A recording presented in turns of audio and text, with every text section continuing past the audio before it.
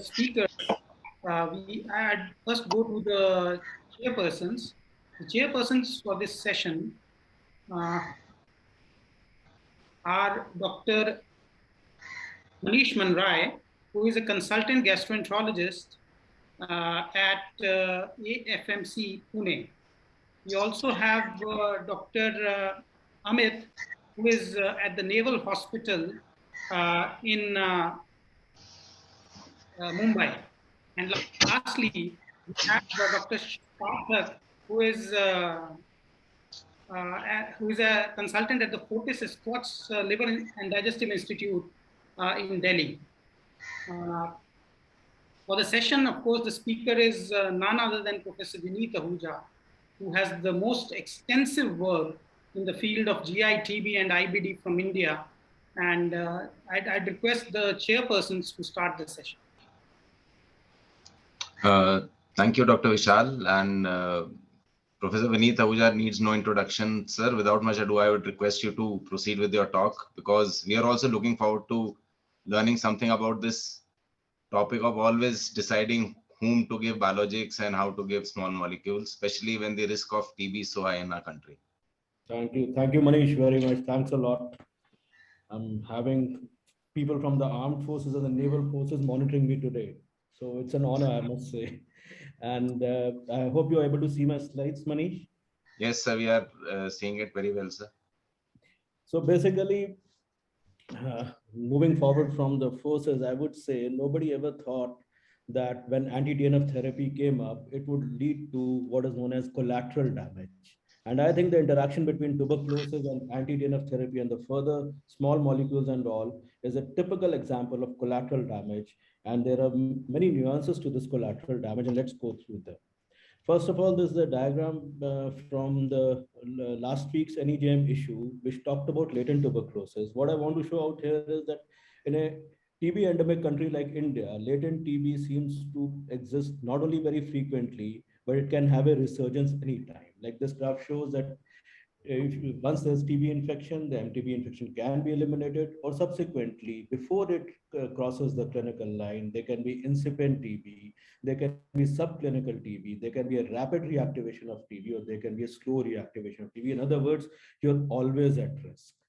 And the reason for that is very simple, that granulomas, they control Mycobacterium tuberculosis. That is an efficient granuloma. And the moment you give TNF inhibitor, or there's a Th1 defect, it is a TNF which leads to the efficiency of this granuloma. So moment you inhibit TNF by an anti-TNF factor, what happens is there is dissemination. The granuloma gets altered. There are fewer epithelioid cells, there is altered lymphocyte homocyte and all. And as a result, there's dissemination of the Mycobacterium tuberculosis. And this can occur not only with anti-TNF, remember, but it can happen with anything which alters the cytokine, anything which alters not only the TNF, but anything which alters interferon gamma also. Then also the same kind of phenomena can be there. Second interesting thing out here is the temporal profile. If you look at the lower graph, you'll find that whenever there's chronic inflammation, then as a result, even if you have not started anti-TNF therapy, there would be a small risk of TB reactivation if latent TB exists. The moment you start anti-TNF therapy, in the initial part only, the initial few months only, because of TNF inhibition and because of the Th1 defect, as a result, the risk of tuberculosis would increase. And subsequently, once the chronic inflammation has got controlled, the risk of tuberculosis also settles down. So this gives us a very good, nice clinical point. That is, the risk of reactivation of tuberculosis would be the maximum whenever you're starting this kind of therapy in the initial few months, in the initial first 6 months or maximum 1 year. That is the time when the risk would be the greatest. Or in other words, that is the time when your screening surveillance strategies would be at the maximum. So what are the strategies to deal with this kind of issue? First is that I would like to talk about whether magnitude of TB in IBD is only with anti-TNF agents or it is more than that. What is latent TB? How do we diagnose it? What are the regimes for chemoprophylaxis for TB? How to screen during follow-up, even if you have given chemoprophylaxis, how to screen during follow-up? If TB develops, when to restart biologics and which one? Is it possible to reduce the risk of TB? And if you're going to do that, whether you're going to give universal prophylaxis, targeted prophylaxis, or something more than that. Now, this is a paper which talks about risk of TB in IBD patients in the pre-infliximab era, that is before 1997. This paper was published in 2007, but talks about that era, which clearly shows that IBD, the relative risk for active TB is high. It is higher than general population, and that is because of the common wisdom that immunosuppressants are there and they would lead to an increased risk. And this risk increases subsequently if there's combination therapy. We know that with combination therapy, all opportunistic infections increase in IBD patients. Similarly, TB also increases. This is a study from Korea which showed that if it was infliximab only, the hazards ratio was 1.7. And if you had azathioprine plus infliximab, the hazards ratio jumped up to 5.6. Third thing, India. India, we have had 4 studies which have looked at risk of tuberculosis in patients with IBD when they were given anti-TNF therapy. And most of these studies are with infliximab. And the rates of reactivation range from 4% to 13%. But on an average, everybody accepts that 8 to 10% risk of TB is there despite TB screening in these patients. And the second interesting thing out here is the median period. As I told you that the reactivation occurs as soon as you start TNF. That is the time when the reactivation chances are maximum. So 8 weeks, 19 weeks, or 32 weeks. In other words, first 6 months or maximum 1 year.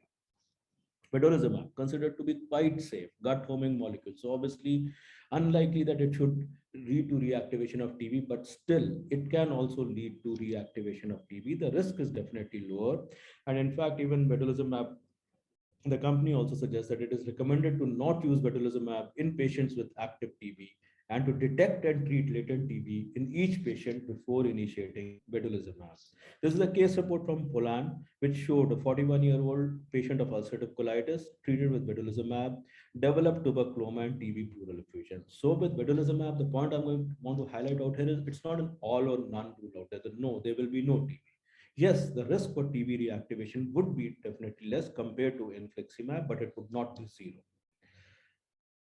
Tofacitinib and other Janus kinase inhibitors. Again, what does tofacitinib do? It's a JAK inhibitor. So when it is a JAK inhibitor, it would decrease interferon gamma. The moment it decreases interferon gamma, it would have the same kind of manifestation as decreasing TNF alpha.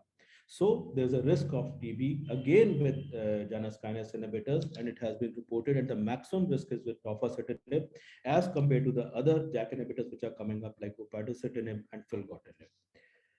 Ustekinumab, it has been seen that the risk of TB is definitely less, again not zero. In a series of 2,800 patients of psoriasis, 3 developed active TB. Obviously, the risk is less. But again, this needs to be seen in a TB endemic area. Only when it is documented in a TB endemic area that we would know the real story. So what are the factors which decide whether, apart from anti-TNF and apart from whether it's an interferon inhibitor and all, what are the factors? So this is a nice meta-analysis done by Saurabh from our department, who looked at risk of TB in patients who were on infliximab or adalimumab. And the interesting findings from this meta-analysis were that 73% of patients, 3/4 of patients who developed TB actually had no evidence of LTB on screening. So this was an interesting fact. Second interesting fact was that the risk was independent of disease type, Crohn's disease or ulcerative colitis, treatment type, infliximab or adalimumab, gender, male or female, age at initiation of biologic, because the duration of follow-up. So what was it dependent upon? It seemed that the risk was dependent upon only one single point. And that point was the risk increased with increasing TB burden in the country wherever you were treating the patients.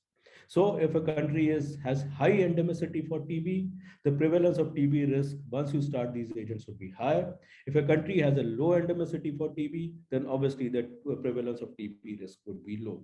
So this is very relevant for our setting because obviously India comes in the high endemic area. It is like countries like India, China, Southeast Asia, Africa, Brazil, and all, which would be exposed to this kind of problem and would have to develop strategies on how to deal this kind of problem.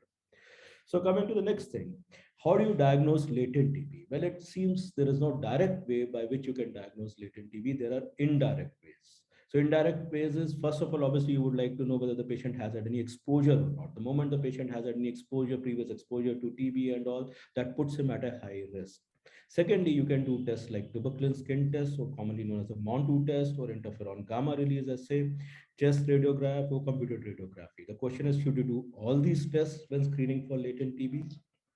This is tuberculin skin test. We all know how it is done, that you take another reading, look at induration after 48 to 72 hours.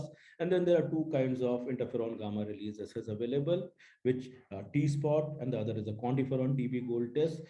We know that whenever there is in patients who have been vaccinated for BCG, then there are chances that you may get a falsely positive reaction with tuberculin skin test, whereas IGRA does not get affected by a previous history of BCG vaccination. But the interesting point out here to notice, and which is practically also relevant, is that a previous tuberculin skin test can boost a subsequent such test for IGRA. In other words, you've done a MON2 and 4 or 5 days later, you send the patient's test for IGRA. There are chances that IGRA would be falsely positive. And obviously, if a previously IGRA has been done, that would not boost a subsequent tuberculin skin test because you're not doing anything, or they're just taking a blood sample. So it is relevant because either you do both the tests on the same day, or you do IGRA first and subsequently do the tuberculin skin test.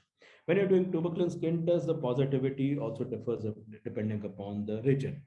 For example, in India, most of the individuals are BCG vaccinated. So the positivity would be more than 10 millimeters of induration, 10 or more than 10 millimeters of induration at 72 hours. Whereas for other countries where BCG vaccination is not there, a positive reaction is considered when 5 or more than 5 millimeters of induration is seen at 72 hours. But note a point out here that even with patients with immunosuppression, like our IBD patients, you may have to take even 5 millimeters as a positive induration, or there is recent contact with active TB or recent TST, which has been done. These are three, what I would say, points in fine print, and these are interesting and should be kept in mind. Whether you should do both tests or not, there's a very interesting study which came out this year only from GPAN. This is from Dr. A.S. Puri's group, which talked about what happens when you do both the tests. So they had 131 IBD patients, 126 controls, and both tests were performed on the same day. And let's look at the figures for the IBD cases. In IBD cases, out of 131, 92 were negative, fine. Amongst those who were positive, 22 patients had both concurrence of TST and IGRA. Both tests were positive. But at the same time, there were 4 patients who were TST negative, but IGRA were positive. And there were 12 patients who were TST positive and IGRA negative. So this is very interesting. So what can we conclude from this paper? First is that in India, which is a TB endemic area, 1/3 of IBD patients and around 20% of control subjects had LTB, nearly similar kind of percentages. There's a good concordance between TST and IGRA, but yet at the same time, you need to do both the tests. For LTB screening in IBD patients, TST and IGRA are complementary methods. So if you really want to pick up all the cases of latent TB, so it is best that you do both the tests. So if you have done both the tests, the third thing is that you would like to do a CT test. And in CT test, what is very important is that you have to not only look for active TB, that everybody looks for. What you have to be careful about is that you have to look for evidence of old TB. Calcification more than 5 millimeters, pleural thickening, linear opacities, upper lobe fibronodular disease. We also have to take a medical history, and this is important to note that if there's any prior history of TB treatment, contact with patients with active TB or not. And because often what we do is we forget these points. And these points, as I'll tell you later, they're very important. And if the latent TB is positive, then the various treatment regimes which I use are, you may give INH for 9 months, INH plus rifampicin for 3 months, or only rifampicin for 4 months.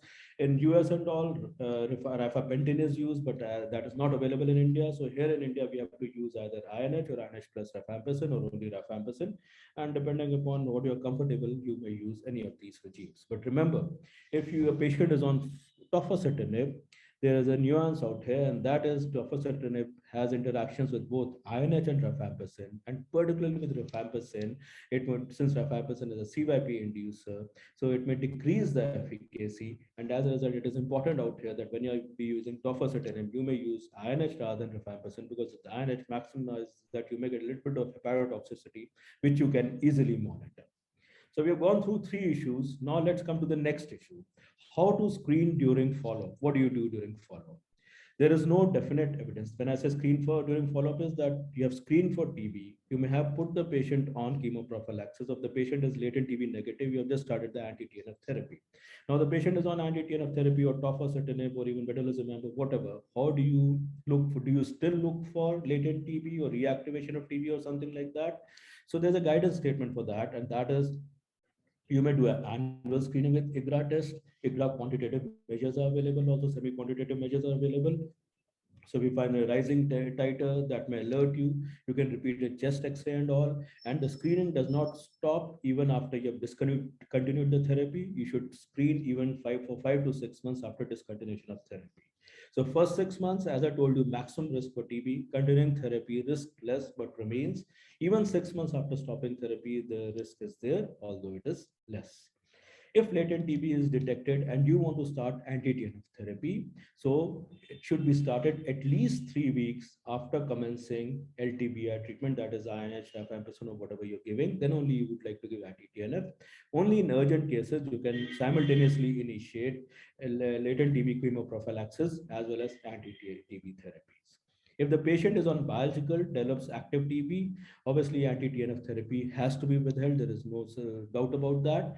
But subsequently, when you put the patient on anti-tubercular therapy, the duration for treatment of active TB will remain the same as you would treat any case of tuberculosis. In other words, if you're treating for 6 months, you would treat for 6 months. If you're treating for 9 months in particular certain settings, then you would treat for 9 months. Anti-TNF therapy may be restarted after completion of ATT. That is the best, but that is not possible in most cases because obviously their IBD may become active. So within 4 to 8 weeks, or I would say around 8 weeks of anti-tubercular therapy, if the patient demonstrates a favorable response to ATT and requires early resumption of anti-TNF therapy, it can be done. So which kind of therapy, biological or small molecule therapy you would like to give? We would like to restart if your patient has developed TB while on IBD therapy. You have now choices today, like, okay, ustekinumab is not available in India, but anti-TNF therapy, tofacitinib, vedolizumab. So it has been seen, there are case series available where the retreatment was again given with anti-TNF therapy and it was found to be safe. So it can be the same anti-TNF therapy can be restarted. Otherwise, you have other choices also. If the patient has previous history of TB, then which biological or small molecule should be started? So previous history of TB, I would say, comes under the definition of latent TB. We talked about it. We said that we should not ignore that. Hence, such a case should be treated with chemoprophylaxis, and thereafter biologicals can be initiated. Now we come to the last question, which is the most important question. We have been talking about the problem till now. Is there a solution to that now, or we are just going to only talk about the problem? So I think that is where the buck lies. Like, is it possible to reduce the risk of TB? What kind of strategy would you do? So let's go to China. So there's a good study which came up from China, which looked at targeted versus universal chemoprophylaxis, large subset, around 2,000 patients who were receiving anti-TNF therapy. So what they did is they divided the patients into two parts. There were certain parts, it's not a randomized controlled trial, but targeted strategy where TB chemoprophylaxis were given for only for patients with a positive latent TB screen. That is targeted strategy. Universal strategy is if you're going to start biological therapy, you're going to give them chemoprophylaxis. So let's see what happens. What you find out here is that these are the groups, chemoprophylaxis groups, where targeted chemoprophylaxis was given. Some patients developed TB, universal TB chemoprophylaxis group. Some patients again developed TB. Then there was another group which had latent TB but did not receive TB chemoprophylaxis, and obviously some patients again out here developed TB. The differences between these two groups was not significant at all. What was more interesting was that it was seen that in latent TB positive group, once you give chemoprophylaxis, you're not able to reduce the risk to 0%. The risk was from 12% to 2.5%. Secondly, even in latent TB negative group, there was a 0.6% risk of TB with or without chemoprophylaxis. The conclusion of this paper was that probably targeted therapy is superior. Why? Because universal chemoprophylaxis was not associated with a reduced risk of active TB, and adverse events were much more common. So this supports the use of targeted TB chemoprophylaxis when anti-TNF therapy is initiated in TB endemic regions. So we did a study and wanted to see whether we could improve it further. This is a study done by Piyush Kumar, who's an IBD fellow at our center. And the key question out here being addressed was, can you, if you do stringent screening with available modalities like CT chest, TST, IGRA, and also look at medical history very carefully, can you reduce the risk of TB reactivation in patients receiving anti-TNF therapy? So when I say stringent screening is that you do all the three tests. You do TST, you do IGRA, and you do not do chest X-ray, you do a CT chest. And when we say liberal chemoprophylaxis, it means that obviously anybody who's latent TB positive by any of the three tests get the chemoprophylaxis. Besides that, anybody who has recent contact with TB, previous history of TB treatment, or CT chest showing any old TB evidence, they should also be given chemoprophylaxis. So this was a strategy.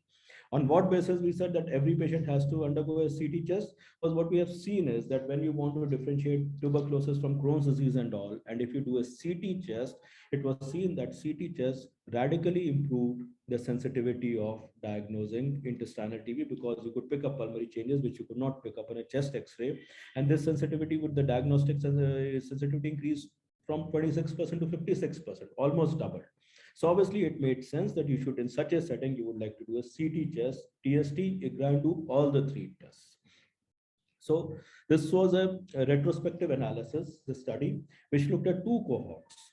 We started the stringent screening after January 2019, and then 59 patients are recruited. And prior to that, we had 112 patients on anti-TNF therapy where screening was done, but not in such stringent manner, because at that time, people were not even clear whether you have to do TST, IGRA, or both of them, or only one of them would do, or you could do a chest X-ray or a CT chest or any one of them. And so we had stringent screening after January 2019 when 59 patients were recruited, and a cohort comparison was done to evaluate risk reduction of TB following this strategy. And so what was seen was when the strategy was applied, the risk reduction of TB drastically reduced from 17% to 1.7%. There was nothing rocket science out here. It is just that you had a checklist and you were checking all the boxes. You were being very, very sure about checking 100% of the boxes. That's all you were doing. So if you look at the cohort profile for both of the cohorts, you will find that after January 2019, when stringent screening was done, 100% of them had a complete TB screen. In other words, they had a TST, IGRA, CT chest, and everything. Prophylaxis jumped up to 39%, and only 1 out of these 59 cases developed TB. Whereas the patients before that, before January 2019, 112 patients, there's 19 patients, 17% of them developed TB. So obviously, just by using a very simple strategy, there was a risk reduction, and this reduction was that the hazards ratio was 14.3. That was a difference, such a major difference. And this was after adjusting for gender, age at anti-TNF initiation, concomitant immunosuppression, total number of anti-TNF doses, and even therapy escalation. So the conclusion of the study was very simple, that in TB endemic regions, there is a high rate of TB reactivation with anti-TNF therapy. However, this risk can be significantly mitigated with stringent latent TB screening and latent TB prophylaxis. So if I were to end and talk about how you can reduce this collateral damage, it seems it can be done if you are just a little bit, what I would say, in the sense, if you are aware of the nuances on how to reduce the TB reactivation. First is that we should be clear that the magnitude of TB in India is obviously because it's a TB endemic country, so it is the most important factor. And it is not only with anti-TNF agents. Any biological small molecule started in such regions would require screening for latent TB, and that also includes vedolizumab. You need to expand the definition for latent TB. That is, you have IGRA and TST both, and you have a CT chest. And in CT chest, you're not looking only for active TB, you're also looking for previous history of TB or imaging evidence of past TB. Regimes for chemoprophylaxis for TB remain the same: INH for 9 months, or INH and rifampicin for 3 months, or rifampicin for 4 months.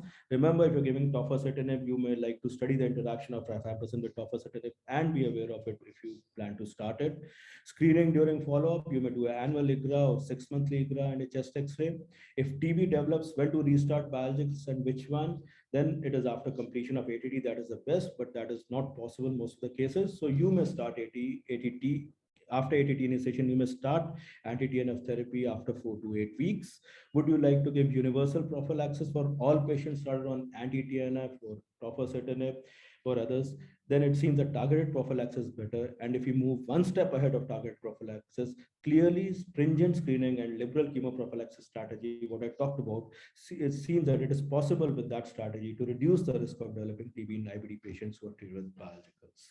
Thank you so much for your attention, please. Thanks a lot. Thank you, Professor Vineet. As usual, it was a very, very informative and educative talk. We've been hearing you for quite some time, especially during these COVID times. We've learned a lot about IBD. There are very few, very interesting questions which have just come up. Especially in these COVID times, there's a particular question: are there methods to prevent TB in a TB endemic country? For instance, has mask wearing during this pandemic shown any reduction in risk of tuberculosis? And what do you advise patients who need biologic and small molecule therapy? So it's an interesting question. Obviously, mask would reduce the risk of pulmonary TB. When it comes to TB, which is precipitated by blocking anti-TNF, mask would not have an effect. I wish it had the effect. Then it would have been much easier, but it would not have an effect. So yes, mask would reduce the risk of pulmonary TB, but not small molecule or biological initiated TB reactivation. Second is, what would you advise to patients who need biological and small molecule therapy? Is it related to COVID or something? No. No, it's Pandemic. basically related to. Again, when it comes to COVID, okay, let me answer the question both ways. If a patient is on biological and he develops COVID, then it has been seen that the hospitalization or the survival rates are not different as from general population. So do not be scared if a patient is on biological and so subsequently develops COVID. As far as small molecule is concerned, the tofacitinib, the data is not so strong. Tofacitinib, possibly the risk of severity of the disease of COVID disease may be more. And you have to stop tofacitinib if the patient is on if the patient has developed COVID. And I think that would be the answer for it. What do you advise patients? Yeah, probably that was in context of tuberculosis, but that has already been answered in your talk. Amit, there are certain more questions if you would like to ask Professor Vaneet. Sir, there is a question if there is any scope of re-administering BCG vaccine to patients planned for biologicals, and can it decrease the severity of TB reactivation? No, BCG vaccination has been seen again with COVID. Like what has been seen that studies came up from India also, which showed that people who were BCG vaccinated, again, the severity of COVID was less in those patients. Whereas out here, the question is that if you re-administer BCG vaccination, then again, BCG vaccination is in terms of as a preventive strategy would not be a good strategy. What would be easier and much better would be simply give them chemoprophylaxis. And sir, for a high endemic country like ours, you recommend in all patients before starting biologicals, we should be going ahead with a CT and not relying on X-ray plainly. I think this is from Dr. Shaji Sebastian. So that's a very pertinent question, and it's a very pertinent question because it is being asked from UK. If Shaji had stayed on in PGI, maybe he would not have asked this question. So as I showed you that paper where the data was clearly seen that the jump in diagnosis of TB was almost double when you did a CT chest, and that is in those patients where chest X-ray did not pick up the changes, and subsequently the CT chest picked up those changes. So I think it would be better that we do a CT chest, because CT chest will show you evidence of old TB, which a chest X-ray would not be sensitive in terms of picking up, and that would make all the difference. As when we applied this strategy, the risk reduction was from 17% to 1.7%. And you may not do a CT test if you have to do in such a setting. You may just do a HRCT test because you may avoid giving contrast. Otherwise, if the patient is, let's say, planned for CT enterography, then you can get a CT test right at the same time. However, if it is going to be a standalone investigation, then in that case, one would go in for a HRCT test rather than CECT test. But definitely, this is better than chest X-ray. That is what I think, Shaji, that is what we have seen. We have published that also. And we would continue to explore it further. But chest X-ray does not pick up many of the things. Maybe the chairpersons can also contribute to it in terms of what they feel. No, sir, I would agree. Though it's easier, chest X-ray is done faster, and if you really have to give it, it's fine. Even CT can be done, provided it's not limited by a resource-limited setting. And that risk of radiation and all, I probably feel is overrated, because for managing pancreatitis, people are undergoing CT almost every 2 to 3 weeks. So probably that is hyped up. So I do agree. Maybe the question is evidence. So evidence might come. Probably our study is the first one which actually shows that it is going to be helpful and is gradually going to come into practice when all of us start doing it. I had another related question. In the setting of acute severe ulcerative colitis, there's the time where we are actually fighting against time, and the steroid response is not being seen day 3, day 5, and we have to decide we have to give infliximab. And if at that point of time, after all this screening, we get latent TB positive, we actually don't have much time to start ATT and then delay the infliximab. So how are we actually planning to deal with this particular situation? That's a very interesting, very nice question. Number one is that in acute severe ulcerative colitis, you're generally not able to pick up latent TB. You are only able to rule out active TB. because a Montuzigra with such high dose of steroids, we don't know what kind of results, how reliable the results are. So just doing a CT to rule out active TB and moving forward. So in such a setting, it is always best to start chemoprophylaxis along with anti-TNF therapy. And as I showed you, that in patients where you have to, there's an urgent need for starting anti-TNF therapy, you can initiate chemoprophylaxis along with that, rather than giving the gap of 4 to 8 weeks. So we basically, sir, we treat IBD because that time it is life-saving, and at the same time we keep a close watch, rule out active TB and proceed. Yeah. That will be the message. Yeah. Thank you so much, sir. We are already getting, Sarthak, you had a comment or a question, please? One more question is coming up, sir. How to differentiate whether it is Crohn's disease or intestinal TB with initial TB workup negative, but later on immunosuppression therapy or on follow-up develops intestinal TB, which is microbiologically confirmed as primary TB and not secondary TB in CBD? So Vishal, very interesting question. And these kind of cases come up, but these kind of cases come up 1 in 6 months or 1 in a year or something like that. That you have started the initially misdiagnosed a case of Crohn's as of TB as Crohn's. You have started the patient on immunosuppressive therapy, and later on you find that the patient has microbiologically confirmed TB. So the best strategy, what we do when we encounter such a case is that we treat the patient, since it is microbiologically confirmed TB, treat the patient with antitubercular therapy. We stop all the immunosuppressive therapy and watch and follow up the patient.